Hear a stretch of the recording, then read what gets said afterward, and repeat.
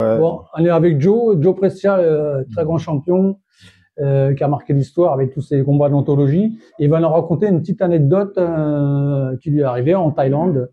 Ça va, Dicap, déjà. Ça va, Dicap. Merci, Joe. Alors, raconte-nous l'anecdote qui t'est arrivée en Thaïlande. Écoute, dans les années 80, les dates précises, je me souviens pas, mais je pense que c'est autour de 81, 82 ou 83. On avait commencé à aller au City Otong. Donc, à Pattaya. Pattaya, et on s'entraînait tous les ans, on y allait là-bas. Mais dès le début, les premières fois que j'étais là-bas, c'était, étant donné que je me débrouillais bien en anglaise, ouais. Et le City Otong, c'était un camp où il y avait des champions d'anglaise. Bah oui. Champions d'anglaise.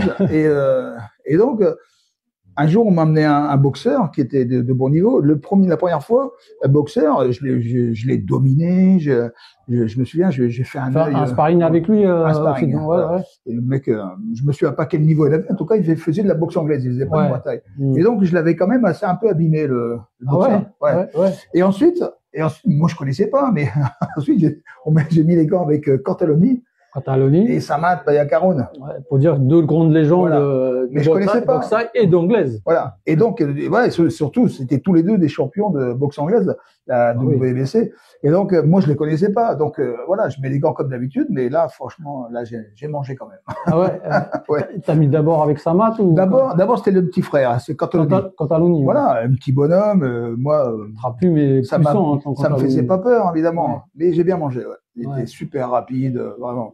Vraiment, on voyait bien la différence, le champion du monde de boxe anglaise, quoi. Mais alors après, une fois t'as mis les gants avec Samat. Après, j'ai mis les gants avec Samat. Ouais. Et quand est-ce quand t'as su que c'était ces légendes? Tout de suite après. Déjà, j'ai vu qu'il y avait une classe supérieure. Déjà, ouais, t'as vu le niveau. Et après, après, j'ai su que c'était les champions, locaux, les vedettes locales. Bah ouais, Samat surtout. Il avait déjà, à cette époque-là, il avait la ceinture, il avait gagné la ceinture. Oui, il avait déjà la ceinture. Oui, il avait déjà la ceinture. J'ai pas l'année précise, mais je sais qu'il était des années 80, les années 80. 80 et ensuite, une autre anecdote, c'est que moi, je devais boxer Samat au Ratchanam. Tu devais rencontrer Samat. Oui, c'était prévu. C'était prévu. Je devais boxer Samat, tout était prévu. Donc, quelques jours avant, il y a la télévision thaïlandaise qui vient au camp pour me filmer pendant que je m'entraînais. Et d'un seul coup, je me suis écroulé devant. J'étais en super forme, j'étais super bien. Et d'un seul coup, je me suis écroulé. J'ai eu un tassement de la colonne vertébrale, un tassement du disque, et je me suis écroulé. Je ne savais plus marcher. On m'a rapatrié d'urgence et c'était vraiment une catastrophe.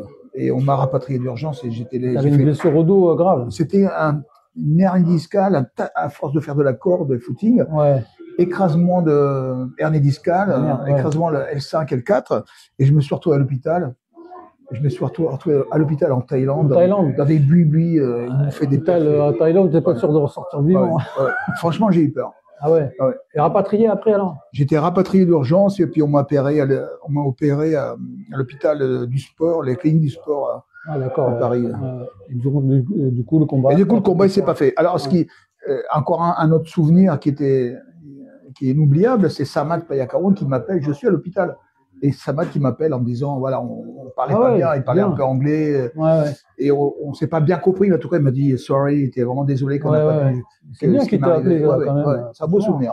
Samat qui m'appelle, voilà. Et après, on a eu d'autres histoires avec Samat, puisque ensuite, on a fait un film ensemble. Fury. Ouais, exact. Fureur. Fureur de Karim Dridi avec Karim Dridi. Exact. Alors là, c'était Karim Dridi qui m'a choisi pour tourner dans son film et on cherchait Samuel Le Bihan. Et on cherchait des acteurs. Enfin, il cherchait des acteurs. Et j'ai parlé de Samat Bayakaroun.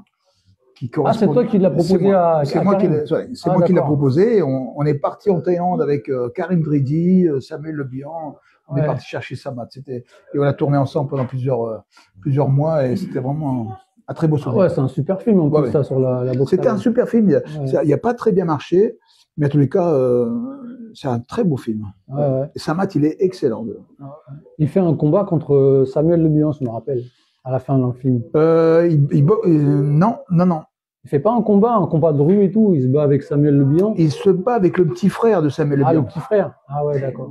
Ouais. Il y a Sam qui me souffle derrière, et t'as raison, Sam. C'est ça, Yann Tréguet. Yann Tréguet. Oh la mémoire, Sam. Exact. Ouais, c'est Yann Tréguet, un excellent acteur d'ailleurs. Et c'est le petit frère de Samuel dans le film. Et donc Samat va combattre avec le petit frère de Samuel. Ouais. Il va y avoir une tragédie. Ouais, c'est un film à voir, ça. Ouais. Non, c'est vraiment un super film à voir. Il a fait une belle carrière dans les en DVD, à la télévision, tout ça. Ouais. Mais il n'a pas super bien marché, bizarrement. Au cinéma. Bon, bah, mais bon, c'est le cinéma, c'est comme ça. Bon, bah, super anecdote. Merci beaucoup, Joe. Super. Merci Serge. Ça va, Dicap. Ça va, Dicap.